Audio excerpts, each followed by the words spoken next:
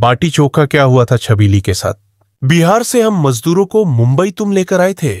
अब हम अपनी समस्या तुमसे न कहे तो भला किससे कहने जाए? छबीली ने कल्लू ठेकेदार से मदद मांगते हुए कहा। कल्लू ठेकेदार ने बुरा सा मुंह बनाया और बोला, माना कि मैं तुम सबको बिहार से यहां मजदूरी करने के लिए लाया था, पर अब अगर तुम्हारा पति मजदूरी करते समय अपना पैर तुड़ा बैठा तो इसमें मेरा तो कोई कसूर नहीं है। हां, 200 से 400 रुपए की जरूरत हो तो मैं अभी दे देता हूं। छबीली ने कल्लू के आगे हाथ जोड़ ली और बोली, 200 से 400 से तो कुछ ना होगा, बल्कि हमें तो अपनी जीविका चलाने और धंधा जमाने के लिए कम से कम 20,000 रुपए की जरूरत होगी। 20,000 रुपए मान ले कि मैंने तुझे 20,000 रुपए दे भी दिए तो तू वापस कहां से करेगी? ऐसा क्या है तेरे पास? कल्लू ने छबीली के सीने को घूरते हुए कहा, जिस पर छबीली ने उसकी एक पाई धीरे धीरे लौटा देने का वादा किया। पर कल्लू की नजर तो छबीली की कसी हुई जवानी पर थी, इसलिए वह उसे परेशान कर रहा था। इस दुनिया में इस हाथ दे उस हाथ ले का नियम चलता है। छबीली कल्लू ने अपनी आंखों को सिकोड़ते हुए कहा। छबीली अब तक कल्लू की नीयत को अच्छी तरह भांपने लगी थी, फिर भी वह चुपचाप खड़ी रही। देख छबीली, मैं तुझे 20,000 रुपए दे तो दूंगा, पर उसके बदले तुझे अपनी जवानी को मेरे नाम करना होगा। जब तक तू पूरा पैसा मुझे लौटा नहीं देगी, तब तक तेरी हर रात पर मेरा हक होगा। कल्लू ठेकेदार छबीली की हर रात का सौदा करना चाह रहा था। छबीली को कुछ भी समझ में नहीं आ रहा था, पर वह पैर के अंगूठे से जमीन की मिट्टी को कुरेदने लगी थी। वैसे भी छबीली का मर्द जोखू लंगड़ा हो चुका था और मजदूरी के लायक नहीं था। मुंबई जैसे शहर में उन्हें पेट भरने के लिए कुछ धंधा जमाना था, जिसके लिए एकमुश्त रकम चाहिए थी, जो सिर्फ कल्लू ठेकेदार ही दे सकता था। छबीली ने अपने बिहार के गांव में सुन रखा था कि बड़ी बड़ी हीरोइनें भी फिल्मों में काम पाने के लिए लोगों के साथ सोने में नहीं हिचकती है, और वह तो एक मामूली मजदूर की बीवी है। मजबूरी इंसान से क्या क्या नहीं कराती, और फिर अपनी इज्जत के सौदे वाली बात वह अपने मर्द को थोड़े ही बताएगी। काफी देर तक सोच विचार के बाद छबीली ने 20,000 रुपए के बदले अपनी हर रात कल्लू ठेकेदार के नाम करने का फैसला कर लिया। बिहार से लाए गए सारे मजदूर अपने परिवार के साथ एक बिल्डिंग में काम करते थे, और उसी बिल्डिंग के एक कोने में इन सभी मजदूरों ने अपने रहने की जगह बना रखी थी। छबीली उसी बिल्डिंग के तीसरे फ्लोर पर बने एक कमरे में चली गई। रात में अपने मर्द को खिला पिलाकर सुलाने के बाद छबीली उसी बिल्डिंग के तीसरे फ्लोर पर बने एक कमरे में चली गई, जहां ठेकेदार रहता था। रात भर कल्लू ठेकेदार ने छबीली के शरीर को ऐसे नोचा जैसे कोई भूखा भेड़िया मांस के टुकड़े को नोचता है। सुबह छबीली का पोर पोर दुख रहा था, पर उसके हाथ में 20,000 रुपए आ चुके थे, जिनसे वह अपने लंगड़े आदमी के लिए 2 जून की रोटी का जुगाड़ कर सकेगी। अपने पति को बिना कुछ बताए ही छबीली ने उन पैसों से एक छोटा सा ठेला खरीद तो लिया, पर अब वह यह सोचने लगी कि इस पर धंधा क्या किया जाए। यह मुंबई का ऐसा एरिया था जहां पर तमाम कंपनियों के ऑफिस थे, लिहाजा खाने पीने का सामान अच्छा बिक सकता था। यहां तो पाव भाजी और वड़ा पाव जैसी चीजें ही लोग खाते थे, और छबीली तो ठेठ बिहार से आई थी। उसे तो इन चीजों को बनाना ही नहीं आता था। अपने मर्द जोखू से उसने ये बातें की तो उसने समाधान बताया कि जब वह मजदूरी करने जाता था तो उसके गमछे में बंधे हुए बाटी चोखे को देखकर मुंबई के लोकल लोगों के मुंह में भी पानी आ जाता था। मुंबई में भी लोग बाटी चोखा के दीवाने हैं, इसलिए हमें भी वही काम करना होगा। अपने मर्द की यह बात छबीली को जम गई थी। उसने ठेले पर ही एक बड़ा सा तसला रख लिया, जिसमें वह आटे की लोई को आग में पका सकती थी। कुछ लकड़ियां और उपले और एक तरफ चोखे के लिए जरूरी सब्जियां जैसे आलू, प्याज, टमाटर वगैरह रख ली। छबीली ने हरे पत्ते के बने हुए दोने भी पास ही रख लिए थे, और अब उसका ठेला तैयार हो चुका था। अपने पहले दिन की बिक्री के लिए ठेले को एक ओर लगाकर छबीली गर्मागर्म बाटी बनाने लगी। छबीली को झिझक लग रही थी। आते जाते लोग उसे घूर रहे थे। तुम यूपी बिहार वाले मजदूर हमारे यहां पर आकर गंदगी बढ़ाते हो। एक गुंडे सा दिखने वाला मोटा आदमी अपने 1-2 गुर्गों के साथ छबीली की तरफ देखते हुए कह रहा था, भैया, हम गरीब मजदूर लोग हैं, पेट भरने के लिए कुछ काम तो करना ही है। तभी तो ये ठेला छबीली हाथ जोड़कर कह रही थी, ये भैया भैया से काम नहीं चलने वाला, अपन इस इलाके का भाई है। बोले तो अन्ना, मतलब डॉन, सर तेरे को ठेला लगाना है तो इस जगह का भाड़ा देना होगा। उसका लंगड़ा मर्द जोखू भी निराश हो रहा था। पर अभी तक तो बोहनी भी नहीं, छबीली ने कहा। तो उस गुंडे ने शाम तक आने की बात कही और अपने आदमियों के साथ वहां से चला गया। छबीली ने राहत की सांस ली, पर अभी तक ग्राहक उसके ठेले के पास नहीं आ रहे थे। उसका लंगड़ा मर्द जोखू भी निराश हो रहा था। लग रहा है कि हमारी लागत भी बेकार जाएगी और हम एक दिन ऐसे ही बिना रोजी रोटी के मर जाएंगे, जोखू ने कहा। तो छबीली ने उसे उम्मीद बंधाई कि अभी नया नया मामला है, थोड़ा समय तो लगेगा ही। छबीली ने ध्यान दिया कि लोगों की भीड़ तो खाने के लिए आ रही है, पर ज्यादातर लोग सड़क के दूसरी ओर लगे हुए एक फास्ट फूड के एक बढ़िया से खोखे पर जा रहे हैं, जहां पर बुरी सी शक्ल का 40 से 45 साल का आदमी बैठा था, जिसने अपने सिर के बालों को रंगवा रखा था और उसके बाल किसी काले भूरे पक्षी के बालों की तरह लग रहे थे। उस खोखे पर चाउमीन, बर्गर, मोमोज वगैरह बिकते थे, जिन्हें नेपाली सी लगने वाली एक लड़की बनाती थी, और लोग बहुत चाव से ये सारी चीजें न केवल खाते थे बल्कि उन्हें पैक करवा कर भी ले जाते थे। छबीली के काम में इस भीड़ को अपने ठेले की तरफ खींचना पहली चुनौती थी। उसे याद आया कि गांव के मेले में कैसे एक चीनी की मीठी मीठी चिड़िया बनाने वाला गाना गागा कर लोगों को रिझाता था, और लोग भी उसकी चिड़िया से ज्यादा उसके गाने को सुनने के लिए उसके पास खींचे चले आते थे। छबीली मन ही मन कुछ गुनगुनाने लगी थी, पर तेज आवाज में गाने में उसे हिचक सी लग रही थी। उसने उड़ती हुई एक नजर अपने लाचार पति पर डाली और अचानक ही उसे हिम्मत आ गई और उसके गले से आवाज फूट पड़ी, छैल छबीली आई है, बाटी चोखा लाई है, जो न इसको खाएगा जीवन भर पछताएगा। लोगों के ध्यान को तो छबीली ने खींच लिया था, पर कुछ लोग ठिठक भी गए थे, लेकिन उसका ठेला अब भी कस्टमरों से खाली था।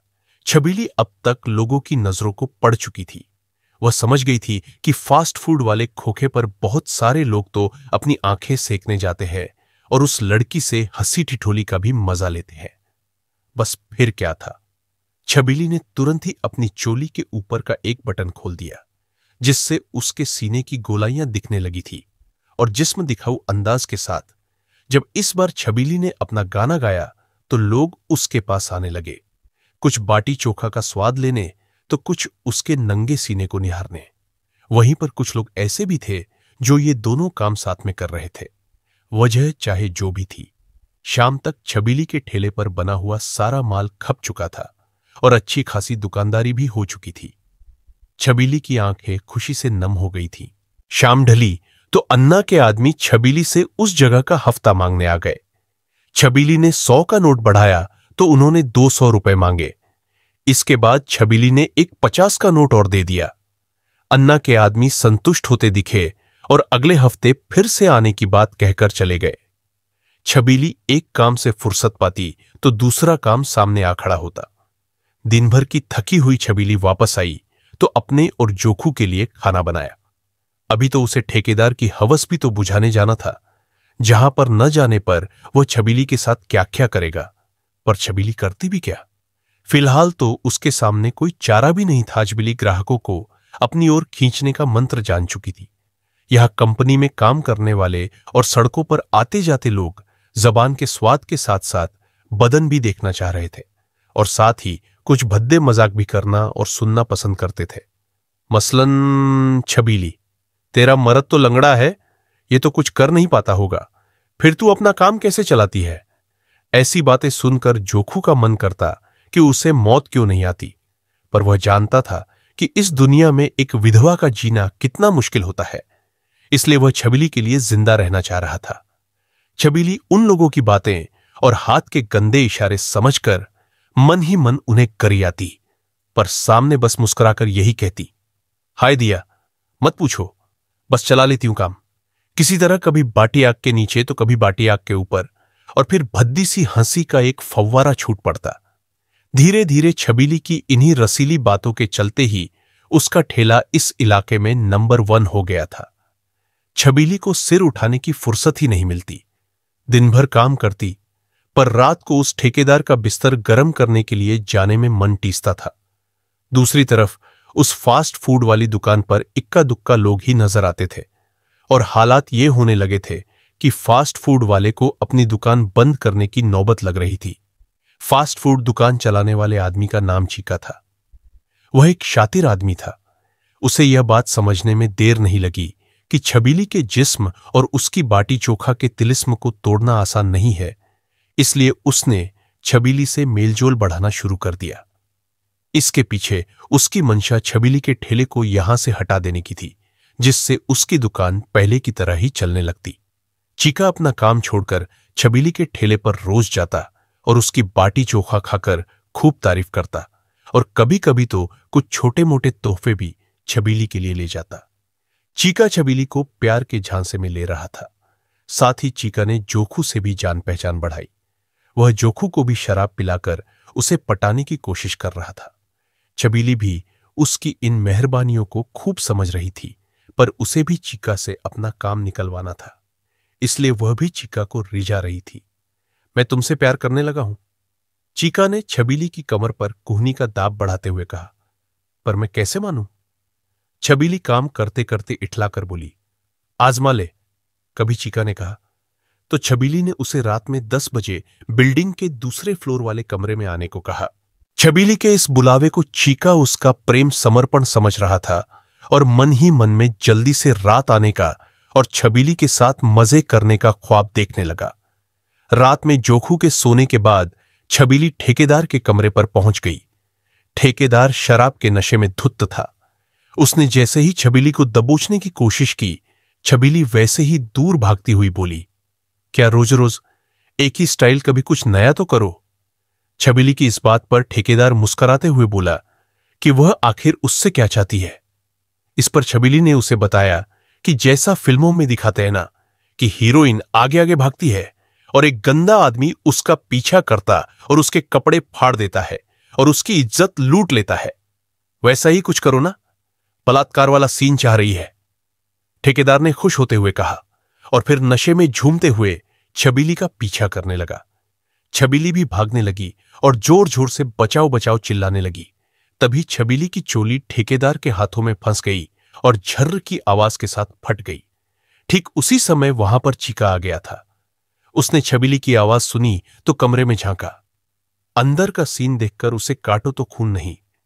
दोनों हाथों से अपने उभारों को छिपाए हुए छबीली पूरे कमरे में दौड़ रही थी और ठेकेदार उसकी इज्जत लूटने की कोशिश कर रहा था।